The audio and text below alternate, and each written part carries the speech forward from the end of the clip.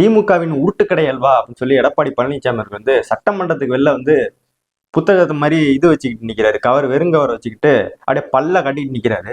இது வந்து தற்குறி கூட கிடையாது, தரங்கெட்ட தற்குறிம்பாங்கல்ல, அது இதுதான். நல்லா பார்த்துக்கோங்க. ஏன்னா வந்து எங்களுக்கும் உங்களுக்கு பண்ணது எங்களுக்கும் நிறைய பண்ண தெரியும். நீங்க வந்து வெறுங்கவரை தான் காட்டுவீங்க, நாங்க புத்தகமே வெளியிட முடியும்.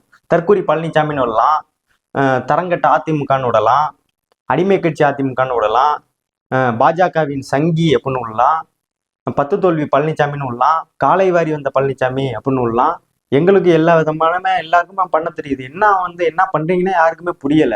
எதிர்கட்சி தலைவரோட ஒரு கொஞ்சம் கூட அந்த பதவியோட பொறுப்புங்கிறது நம்ம ஆளுக்கு கிடையாது. போய் சட்டமன்றத்துக்கு போய் மக்களோட கோரிக்கை வைப்பாங்களா, அங்க போய் விஜய்க்கு முட்டு கொடுக்க வேண்டியது, பாஜகவை உப்பு முட்டை தீட்டு வர்றது, தமிழ்நாட்டுக்கு எப்படி காவி அடிக்கலாம், காவி பெயிண்ட் அப்படின்னு யோசிக்கிறது.